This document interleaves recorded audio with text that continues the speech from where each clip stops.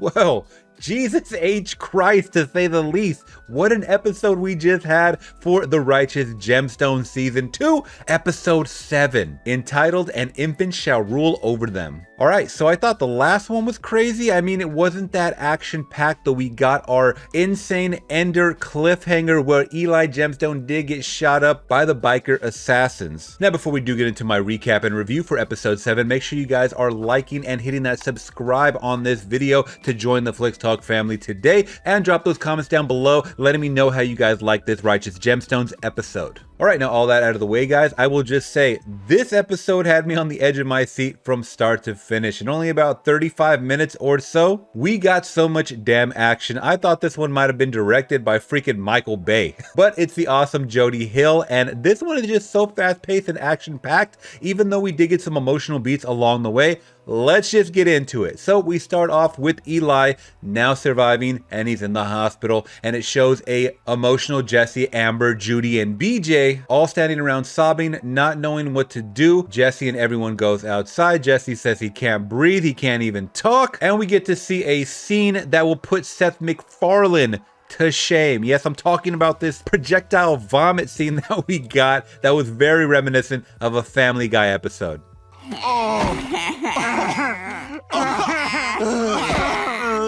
wants chowder?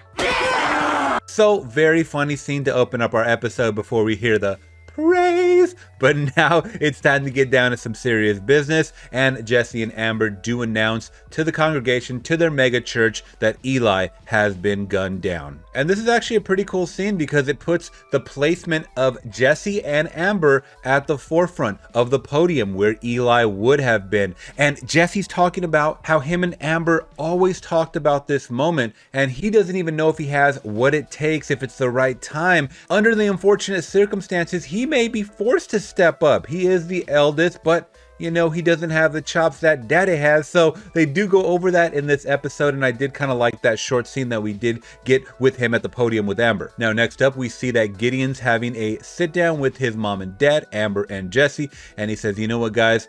I think I'm gonna have to finally move out and make my own path, because that's kind of what he's been doing. But I guess for some reason, Jesse and Amber always thought that he would come back and live forever on the compound, kind of like the rest of the Gemstones do, right? But no, he is his own man, so he talks about getting this side gig, doing stunts over in Atlanta, so they won't be too far. And at this point, it's always been Jesse the one that kind of pops off and really is upset anytime Gideon messes up, or Gideon wants to leave, or you know, just go against the family. In his eyes, I mean, he's not going against the family, he's just growing up as a man, but Jesse just seems kind of relieved and is kind of with it. Amber, on the other hand, is definitely like, Jesse, are you gonna say something? Now, next up, we see Aunt Tiffany and BJ kind of tracking the credit card transactions from Baby Billy Freeman. We find out that he's been buying stuff left and right from an outlet center, and they decide to go track him down, where we do find out that Baby Billy Freeman is now a infomercial swindler. That's the only word I can put it, because he is just so scummy. And when they showed him back on screen, I don't know, I had this little ounce of hope that he would change his ways, or maybe go rekindle with Harmon or with his first baby mama, with somebody, man. But this guy's just a piece of shit. And when I was like, oh man, they had their confrontation where they met up, you know, BJ, Judy, and Aunt Tiffany kind of sideblind him, and he's running to the car or whatever. He continues to play the victim, starts calling him bad names and whatnot. He's a piece of shit. At the end of the day, he's someone that's never gonna change. I thought that scene was extremely funny when he tries to speed off in his car hauling all of that merchandise, and the trailer just flips, and it was karma smacking him over the face so damn hard. Now, next up, we get to see Jesse and Martin kind of checking in on Eli Gemstone. Eli's in really bad condition at this point. Jesse's an emotional wreck, and he confides in Martin saying, hey, you know what? I think I caused this. I went to Memphis and we pretty much roughed up. I mean, I use that term lightly, roughed up Junior, and I think this is what I caused. I think he's the one that set the assassins. I think most of us along the way, and most of you guys in the comment sections think differently. I'm definitely thinking differently. And I'll give you my opinions maybe at the end of this recap and review, and we can go over predictions and whatnot.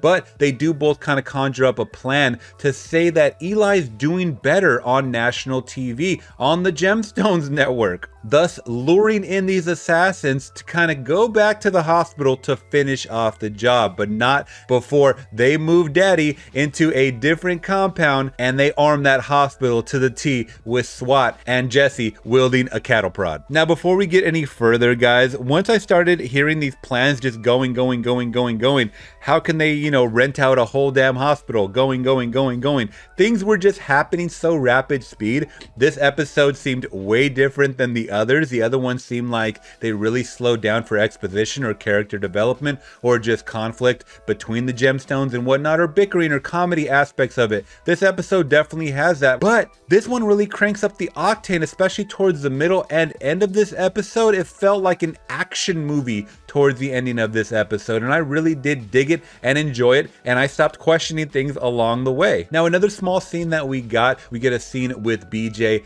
and Judy on Tiffany in the golf cart, but we get to see, and I thought this, look, you guys can tell me this was a dumb scene and it didn't mean anything, but this is kind of the first time that I remember we get to see BJ and Judy full on kiss. They're never really affectionate. I mean, yeah, Judy's sometimes spanking them and grabbing on them and stuff like that. But BJ seems like a different man at this point. He's talking about don't use my gender stereotypes and whatnot. He's definitely a 2022 guy. And the writing in this episode for him is hilarious. But once again, this is the first time we get to see kind of a passionate kiss between both of them. And I thought it was important because we haven't seen that in so many episodes. All right, now next up, guys, we are back at the hospital with Jesse and Martin and BJ and Gideon and all of the SWAT armed to the T and ready for shit to go down. This is more than enough reinforcement to take down 4 or 5 motorcycle assassins. It was just overkill, but once again, it led to that funny action trope feel of overkill. Once again, high octane, pushed to 11, right? Fast and the Furious style. But in typical Jesse fashion, man, another character that's never gonna mature, never gonna change. I love Jesse to death, but he ain't a leader. He can't lead a church like Eli can, I will say that. And this scene just proves it when he goes bickering back and forth with these SWAT guys, pushing them out, and they start leaving one by one, leaving them 100% exposed. So if these guys were to come, and that was my thought throughout the episode, I was like, maybe these assassins might not come to the hospital. Maybe they might wise up and get smart enough or have some inside intel that tell them, no, go back to the Gemstone compound to go find him. Maybe they would do that and maybe hold some of the wives hostage or something to make it a little more exciting. But nope, these guys showed up like clockwork and there's no reinforcements. So what happens? Martin, Gideon, BJ, they all kind of gun up. Well, not BJ. Something else happens to BJ. So I'll take that back. But the other 3 guys are armed with pistols and they proceed to take on the biker gang. And I thought it was awesome. I thought it was really cool how they kind of outsmarted them somewhat in like almost like a goofy Looney Tunes way with the tape recorder snores and the fake CPR dummy in the bed. Classic slapstick move, man. It was almost like a Monty Python airplane type of movie I was watching in that scene. But Martin and Jesse definitely take out one guy, and Jesse finally takes out a second guy outside, man. And he over there prays before he gets his gun locked and loaded, where he then proceeds to tase this man so hard in the ass. I was like, stop it already, man. He's gonna pass out. So now you got these 2 assassins already, which they're gonna hog tie and rope, of course, and interrogate. But Gideon has some other plans of his own, saying, hey, let me show you that I can take this guy. Gideon, we know you can take this guy. We know you're a stunt guy. What's your extra motive or angle for going after these other couple of guys? That's what I was asking myself throughout. Why? Yeah, you're gonna let them get away or whatever, and we wanna, pull off the mask like Scooby-Doo. That I get. But he took justice into his hands to the next level when they didn't really need to. But I'm so glad that we got this scene because, oh my Gideon, he killed it in this scene, literally. I think that first guy died when he cattle prodded him off that motorcycle and right into that pole. Did you guys see when that guy slid right into that pole? That had to have crushed his chest plate wide open. And the final guy he does go toe to toe with, where he does put the cattle prod right in the spokes. I thought that was hilarious because his dad called it, and in a realistic world, that would never happen. This thing would break apart, I'm sure. I don't know. Let me know in the comments below. Maybe that scene could happen. That was the scene that definitely made me feel like this was directed by Michael Bay. And I forgot to mention it in between, we finally see Kelvin apologizing to his dad in an emotional scene. For me, it's so hard to even take Adam Devine seriously, even when he does get emotional, but he does kind of break down by Eli's bedside, and he prays that he will become a better man. He will devote, all of his life over to Christ because he's been slacking. He knows he's been slacking. He's been following this whole God Squad thing. He's been becoming self-absorbed after each episode, and he wants to stop, and he prays to give all that up if his daddy can pull through. And guess what? Eli wakes up and says, Kelvin, I love you, and that was a very, very emotional scene. Short and sweet. Leave it to John Goodman, man, to get me misty-eyed. I love John Goodman, and I'm so glad he's a part of this series because it's just the glue that holds it together. It's like when I saw Danny DeVito join the second season of It's Always Sunny in Philadelphia. Yeah, our main characters are funny, but sometimes when you add seasoned characters in there that have been doing this for decades, it becomes perfection. And that's why I love The Righteous Gemstones so much, and I'm so happy they're getting a season 3. And so ends episode 7, guys. You let me know down in the comments below your thoughts and predictions for the next episode. I would love to hear it. So let me get to my predictions, and I will start off with your guys' predictions. Most of you guys said in the comments of my last couple of episode recaps and reviews that you do think that it's Lyle listens.